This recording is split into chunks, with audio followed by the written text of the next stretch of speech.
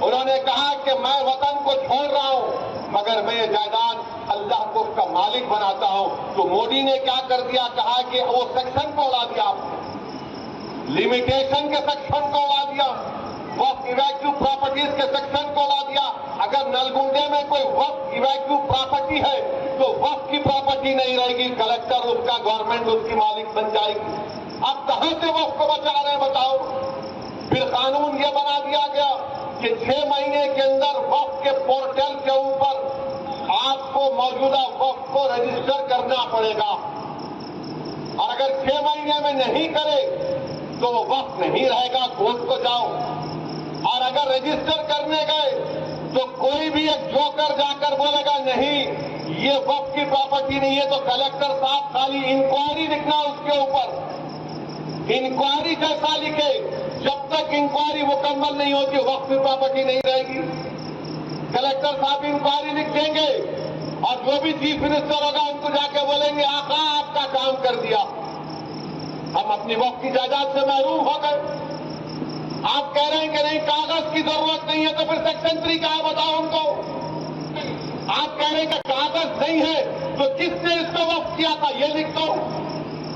ارے 900 سال 400 سال پہلے کی مساجد ہے، درگاہیں، کیسے معلوم ہوگا بتاؤ؟ تو آپ کا منشا اور مقصد ایک ہی ہے کہ وقف کی جائیدادوں کو چھین لیا جائے. سیکشن 3C کیا ہے بتائیے آپ؟ سیکشن 3D کیا ہے کہ اگر کوئی مسجد، درگاہ، خانقاہ، عاشور خانہ آثار قدیمہ کے تحت اینشنٹ اور پروٹیکٹڈ ہوگا تو وقف نہیں ہوگی، اس کا مالک حکومت ہند ایسا ہی ہوگا. تو کیا وقف کی جائیداد کو چھین نہیں رہے آپ؟ آخر کیوں اس طرح کا قانون آپ بنائے؟ اور بولتے کہ نہیں پورے مسلمان اس کی تائید کر رہے ہیں. ارے جو ابو جہل ابو لہب کا جانشین ہے وہی مودی کے، جو محمد مصطفیٰ صلی اللہ علیہ وسلم کا غلام ہے وہ آج بھی کہے گا، کل بھی کہے گا، صبح قیامت کا کہے گا یہ قانون کالا ہے، جس چیز کا مالک اللہ ہے تم اس کو ہم سے چھیننا چاہتے ہو، ہم اس کو مسترد کرتے ہیں. میرے عزیز دوستوں اور بزرگوں سمجھا رہا ہوں، بولتے کہ ٹرسٹ، جو ٹرسٹ رہے گا وہ وقت نہیں ہوگا، جو بعد میں بنائے گا وہ وقت نہیں ہوگا. اور نریندر مودی کی حکومت نے جھوٹ بولا اس ملک کے دیش واسیوں سے، کہا کہ سیکشن 3C ہم لائے ہیں. کیوں لائے ہیں؟ کہ ہمارے کھوجا بھائیوں نے مجھ سے آ کر کہا، ارے میرے بھائی کھوجا بھائیوں نے، میں کمیٹی کا ممبر تھا، ہمارے کھوجا بھائیوں نے اس ملک کے سب سے بڑے وکیل کو لندن سے لایا، جناب ہریش سالوے، کنگز کاؤنسل کو لا کے انہوں نے کہا کہ اس قانون میں ہمارے بوری بھائیوں کو مت رکھو، بوری بھائیوں کو ہم کو نکالو اس قانون سے، کیونکہ ہمارے پاس ساحل مطلق کا کانسیپٹ ہے. آپ نے ان کے کھنجے میں رکھ کے توپ چلا دی. مودی نے 2C کیوں لایا؟ کیونکہ اس ملک کا سب سے دولت مند آدمی نے بمبئی میں کھوجا برادری کے یتیم خانے کو خرید کر، غیر قانونی طور پر خرید کر، جو وقف کی جائیداد تھی 20 یا 22 کروڑ میں، وہاں پر انہوں نے اپنا عالیشان محل بنا دیا. تو آج مودی بولتے ہیں کہ بی جے پی اگر ہم نے کھوجاؤں کو ممبر بنایا، تم نے 2C اس لیے بنایا تاکہ وہ شخص جو یتیم خانے پر اپنا محل تعمیر کیا اس کو فائدہ ہو جائے. یہ اس کی حقیقت ہے اس قانون کی.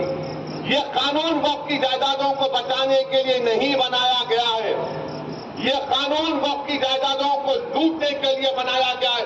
پورے رول میکنگ پاور، اس قانون کے رول میکنگ پاور حکومت ہند بنائے گی. تو کیا کرے گی ریاستی حکومت؟ اطراف ڈال کے بیٹھے گی. قانون بنانے کا کام تو ریاستی حکومت کا اس کے رول بنانے کا کام آپ پورے وہ بھی اختیارات کیجیے جو فیڈرلزم کے خلاف ہو. مودی بولتے کہ میں مسلم بہنوں کا، بیٹیوں کا بھائی ہوں. کہاں کے بھائی ہیں آپ؟ وقف اولاد ہے. اگر کوئی نلگنڈے میں یہ ڈیسائیڈ کرتا، فیصلہ کرتا ہے کہ میں اب زندگی کے آخری مرحلے میں آ گیا ہوں، میں اپنی پوری جائیداد کو وقف اولاد کرتا ہوں، اس کا مالک اللہ ہوگا اور اس جائیداد سے جو فائدہ ہوگا میری اولاد کو اس سے فائدہ ہوگا، تو مودی فضیلت الشیخ ہے. हजरत मौलाना है। माने पूरे दुनिया के उलमा एक तरफ, मोदी का इल्म एक तरफ। यकीनन हजरत इब्लीस खुश हो रहे होंगे तुमको देखकर। क्या कह रहे हैं कि नहीं आप वक्त पर ऐलान कर सकते हैं मगर बच्चों का हक नहीं मारना। अरे तुम होते कौन हो? मेरी जायदाद है, मेरी जायदाद है, मैं अल्लाह को उसका मालिक बना रहा हूं। तो कहां बेटी, कहां भाई, कहां बाप, कहां मां? मैं इन सब के ऊपर अपने रब को मानने वाला हूं। मैंने कहा कि रब को मालिक बनाता हूं। तो मोदी बोल रहे नहीं, बेटी का हिस्सा नहीं मारना। अच्छा वो जो बच्ची जब आप चीफ मिनिस्टर थे, जिसका गैंग रेप उसके पड़ोसियों ने मिलकर किया था, उस बच्ची का जिसका नाम बिल्किस बानो है, आपकी हुकूमत ने, आपके होम मिनिस्टर ने, देश के होम मिनिस्टर ने उस बच्ची की असमत रेजी करने वालों को, उस बच्ची के सामने उसकी 6 महीने की बच्ची को जान से मारने वालों को आपने छोड़ दिया। सुप्रीम कोर्ट ने उस पर रोक लगाई। क्या मोदी और बीजेपी के लोग बिल्किस बानो की आंख में आंख डाल के बात कर सकते हैं? नहीं कर सकते आप। अरे ये हमारी जायदाद है। आइन, हमारे आइन में आर्टिकल 300 क्या है जो हमको अख्तियार देता है, हम किसको भी दें। हमारे हिंदू भाई जानते, अगर हमारे हिंदू भाइयों के पास सेल्फ एक्वायर्ड प्रॉपर्टी होगी तो वो अपनी किसी भी, अगर 2 औलाद है तो एक को पूरी जायदाद दे सकते, या उनको भी नहीं दे के मोहल्ले में किसी को दे सकते विल पावर के जरिए। तो विल पावर आपके पास और हम अपनी जायदाद पर अल्लाह को मालिक नहीं बना सकते। ये कानून मोदी हुकूमत ने बनाया है, तो वक्त को बर्बाद करने के लिए बनाया है। तो आपको और हमको इत्तेहाद को अपने मजबूत रखना है, मुत्तहिद रहना है। All India Muslim personal board जो भी प्रोग्राम देगा हम उस पर अमल करें और इंशाअल्लाह ताला हमारा एहतजाज जारी रहेगा। कानून को वापस लेना पड़ेगा। हम एहतजाज को खत्म नहीं करने वाले इंशाअल्लाह ताला। सदर all India Muslim personal board को भी सुनना है। मैं आखिर में सिर्फ आपसे ये भी कहूंगा कि आप मुत्तहिद रहिए, यकीनन अपने अपने मसलक पर रहिए, मगर याद रखिए निफाक, और अगर निफाक कोई पैदा करना चाहता है तो उनसे होशियार रहिए। मुझे मालूम हुआ कि नलगुंडे में बाद लोग ये उम्मीद कर रहे थे कि बारिश होगी तो जलसा नहीं होगा। अरे बारिश नहीं हुई है। अब जो आवाम देख ली, अब तुम पे जब बारिश होंगी आवाम की तो जरा तैयार रहना वो बारिश। मेरे अजीज दोस्तों और बुजुर्गों, अपनी मस्जिदों की हिफाजत करिए, मस्जिदों को आबाद रखो, अपने खानकाहों को आबाद रखो, अपने दरगाहों को बचाओ, इबादत गाहों को बचाइए। और याद रखिए कि गज़ा में पिछले 2.5-3 महीने से कोई खाना गज़ा के फलस्तीनियों के पास नहीं है। 4,80,000 लोग भूखे हैं, जिसमें 70,000 बच्चे हैं और 17,000 हमारी बेटियां हैं। कोई खाना नहीं है उनके पास। वाह ये तहजीबी दुनिया, वाह ये मगरिबी दुनिया जो सारी दुनिया को दर्द देती है ह्यूमन राइट का। अरे तुमने उन गज़ा के फलस्तीनियों पर जो जुल्म का पहाड़ ढाया है, कभी तारीख तुमको माफ नहीं करेगी। और हमको यकीन है, हमारा ईमान, हमारा विज्ञान पुकार पुकार कर कह रहा है, अल्लाह रज़्ज़ाक़ है, अल्लाह जब्बार है, अल्लाह सत्तार है, अल्लाह गफ्फार है, अल्लाह लतीफ है। इंशाअल्लाह ताला अल्लाह इन्हीं को गालिब करेगा। इंशाअल्लाह ताला अल्लाह इन्हीं को गालिब करेगा। जो लोग आज मासूम बच्चे रो रो कर मर रहे हैं, जो हमारी बेटियां रातों में रो रो कर सौंप रही हैं खाने के लिए, अल्लाह से हमारी दुआ है कि परवरदिगार आप उन पर आसमानों से रहम फरमा दीजिए। मेरे अजीज दोस्तों और बुजुर्गों, और आखिर में मैंने कहा था कि भाभी के बारे में बोलूंगा। बाजू जा रहा हूं। अभी हमारे भोपाल के हमारे एमएलए साहब, मेरे छोटे भाई ने खत लिखे और खत में कहा कि ओवैसी साहब आप हुकूमत के डेलीगेशन में जा रहे हमारे मध्य प्रदेश में, वहां के एक वजीर ने हमारे भारतीय फौज की एक बेबाक हमारी बेटी के ताल्लुक से कोई अनाप शनाप बक दिया। आप जरा पूछ दीजिए गवर्नमेंट से, क्योंकि अगर आप इन ममालिक में जाएंगे तो आपसे सवाल होगा। पहले तो मैं कहना चाह रहा हूं कि दुनिया में कोई ऐसा माइकल लाल पैदा नहीं हुआ जिसके सवाल का जवाब अल्लाह उसके रसूल के सदके में वैसी न दे, तो मैं जवाब दे सकता हूं। दूसरा ये, आपके पार्टी के भी लोग जा रहे ना, हमसे ही पूछ रहे, और कोई बोल रहे नहीं आपके साथ वो बीजेपी का एमपी है, आप उसके साथ क्यों जा रहे हैं? तो क्या पार्लियामेंट में नहीं बैठता उनके साथ? आप वोट डाले तो मेरे भाई मेरा हाल ऐसा हो गया कि गरीब की जोरू सबकी भाभी बनी थी। अब बोलते ना गरीब की जोरू सबकी भाभी, ऐसा लगता है बोलो, अरे मैं हूं दिख गया तुम्हारे को, पूरे हैं ना इसमें। मगर अल्हम्दुलिल्लाह उनको इसलिए बोलते कि उनको मालूम कि हाँ ये बेबाक तरीके से बोलता है, दिल से मानते हैं मगर जबान से इकरार नहीं करते। लगता दिल से मानते हैं कि हाँ ये बेबाक तरीके से बोल रहा है। बहरहाल हम हुकूमत से मुतालबा करते कि आपको इस काले कानून को वापस लेना है और 25 तारीख के दिन आपको चाहे इंसानी जंजीर, ह्यूमन चेन ऐसा पकड़ के करना, ऐसा टाइट पकड़ के पूरे घर जाना, बुजुर्ग बड़े बच्चे।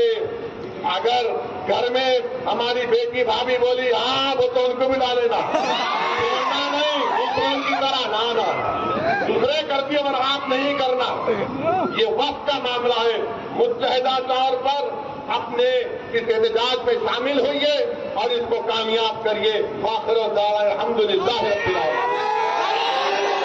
बताइए आप क्या बाकी रहेगा अगर मस्जिदें चली जाएगी, दरगाहें चली जाएंगी, खानखाहें वीरान हो जाएंगे तो क्या बचेगा? आप कलेक्टर को इतना अख्तियार दे रहे, वक्फ बोर्ड कानून के तहत एक पोस्ट ऑफिस बन चुका। अगर आज आप कोई प्रॉपर्टी देना चाह रहे तो कलेक्टर फैसला करेगा कि आप मालिक है या नहीं। बताइए फिर क्या रहेगा? इसीलिए मेरे अजीज दोस्तों और बुजुर्गों, ये काला कानून है, इसके खिलाफ एहतजाज करना है। और फिर आप जानते हैं कि बीजेपी की सरकार उत्तराखंड में यूनिफॉर्म सिविल कोड का एक बिल लाए हैं, कानून बना दिए वहां पे। अच्छा ये कैसा कानून है? आप कानून उत्तराखंड में क्या लेकर आए? उसमें आपने एक एक्सेप्शन दे दिया। क्या एक्सेप्शन दिया आपने? कि हिंदू अनडिवाइडेड फैमिली पर यह कानून लागू नहीं होगा, आदिवासियों पर यह कानून लागू नहीं होगा। क्यों नहीं होगा भाई? कैसे नहीं होगा बताओ? हिंदू अनडिवाइडेड फैमिली पे कानून लागू नहीं होगा? अरे क्या कोई हिंदू अपनी शादी मुसलमानों के तरीके से कर सकता है? नहीं कर सकता। क्या एक मुसलमान हमारे को हिंदू भाई बहनों के तरीके से शादी कर सकता है? नहीं कर सकता है। आपका कानून के तहत आप अपनी जिंदगी और अपनी शादी और अपनी मौत के तरीकों को अपनाएंगे, अपनी जायदाद के बंटवारे को तरीका अपनाएंगे। मैं अपने तरीके से मुसलमान हूं, मगर मोदी बोलते नहीं। फिर आप एक्सेप्शन देते हैं उसमें कि हिंदू अनडिवाइडेड फैमिली पर उत्तराखंड में। आप बताइए, अगर मैं तलाक देना चाह रहा हूं तो मैं अपने तरीके से दूंगा। मोदी बोल रहे नहीं, तलाक इस तरीके से देना जैसा मैं बता रहा हूं। अरे भाई ये तो बताओ भाभी कहां है फिर? नहीं बोल रहा मैं आज तकरीर के आखिर में बोलूंगा भाभी का मतलब क्या भी नहीं। मौलाना बैठे हुए उत्तराखंड का यूसीसी दफा 25 की खिलाफवर्जी करता है। जाके हमारी शादी हमारे मजहब से अलग है क्या बताओ? अच्छा कोई मजहब के मुताबिक नहीं करना चाह रहा, जाओ स्पेशल मैरिज एक्ट है। स्पेशल मैरिज एक्ट है। जायदाद आप इस्लामी तरीके से नहीं देना चाह रहे, इंडियन सक्सेशन एक्ट है, जाओ। एडॉप्शन करना चाह रहे आप जाओ, एडॉप्शन एक्ट है, ये सेकुलर एक्ट है, उसको इस्तेमाल करो ना। यूसीसी तो इस मुल्क में 3 कानून है, मगर नहीं आप उसको चेंज करना चाहते हैं। तो उत्तराखंड का यूसीसी आर्टिकल 25 की पूरी खिलाफवर्जी करता है। अच्छा आर्टिकल 25 क्या बोलता है? हर एक को जमीर की आजादी, जमीर की आजादी। कोई बोलेगा कि नहीं मैं शादी नहीं करके हम बालिग है, हम औरत और मर्द है, हमारा जमीर हमको कहता है हम शादी नहीं करेंगे, कानून इजाजत देता है। मेरा जमीर ये बोलता है कि तुम किसी गैर महरम को हाथ भी नहीं लगा सकते जब तक तुम निकाह नहीं करते। ये हमारा जमीर है। तो जमीर क्या एक हो सकता है किसी का? बताइए आप, नहीं हो सकता है। तो ये उन्होंने ये कर दिया। आर्टिकल 14 का वायलेशन है कि सिर्फ अनडिवाइडेड हिंदू फैमिली पर और आदिवासियों पर लागू नहीं होगा। तो मेरे अजीज दोस्तों और बुजुर्गों, इसी उत्तराखंड में 170 मदरसों को सील कर दिया गया। क्यों सील किया गया? कि उनके पास रजिस्ट्रेशन नहीं है। और आपको जानकर तकलीफ होगी कि मदरसों को एस्टैब्लिश करना आइन के दफा 30 के तहत right to establish and administer की बात करता है।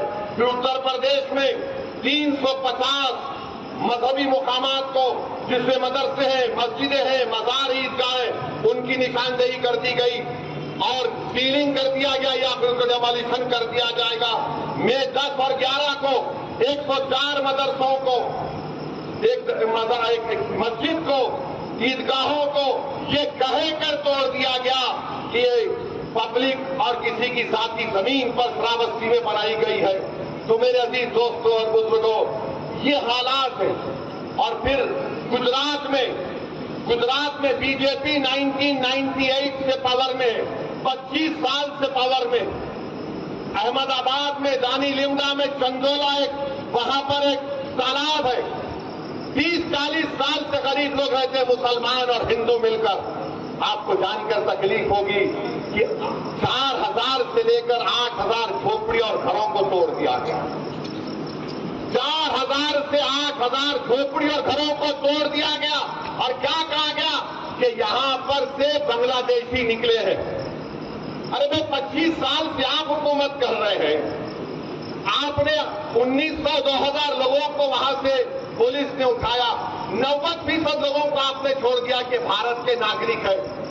मगर आपने 4000, मीडिया के रिपोर्ट से 4000 से लेकर 8000 के दरमियान झोपड़ी और घरों को तोड़ दिया।